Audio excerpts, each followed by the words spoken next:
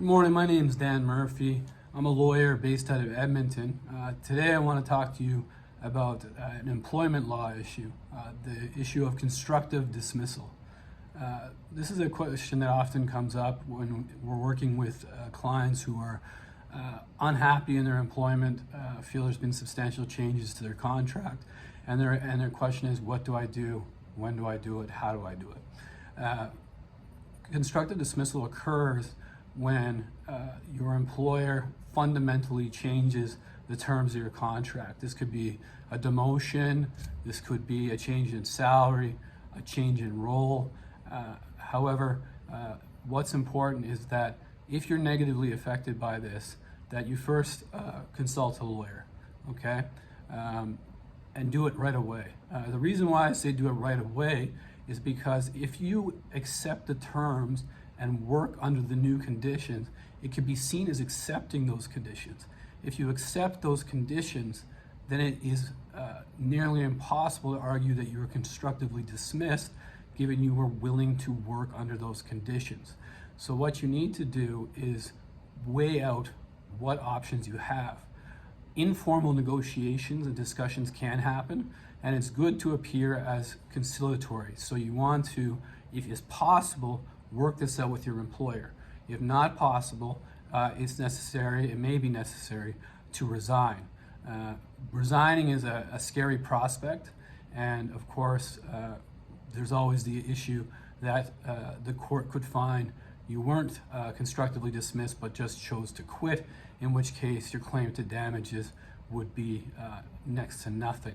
So what you need to do is, when you resign, give reasons, have your employment lawyer quickly prepare a document, a letter, explaining the reason for resignation, and also set out your demands for severance. Severance may be reduced if you fail to negotiate, fail to be reasonable. So always act as a reasonable party. Even if you feel your employer is completely unreasonable, it is incumbent upon you as the employee to be reasonable in these circumstances, because you're the one who's going to be claiming damages against the employer. So if in summary, what you need to do is, one, if you feel this is happening, if you feel your employment has changed dramatically, you need to contact an employment lawyer. You need to also usually write a written objection to the change in employment, or at least voice that opinion to your employer. Writing's always better because obviously you have a paper trail. If this happens, you should be able to claim for severance and under the constructive dismissal head, and you should be able to get yourself some compensation for the change that was made unilaterally without your input or feedback. This is the type of dismissal that happens quite often. Employers will often switch around roles, and it is, again, as I say, incumbent upon the employee to say, that's not acceptable to me. I need you to adjust my role back to what it was, or there has to be an accommodation made. And if you do these things, this is going to greatly increase your chances in front of a judge or in negotiations of receiving the settlement you deserve. So that is a very brief discussion of constructive dismissal. And in terms of what you're owed or award, come in for a consultation with us.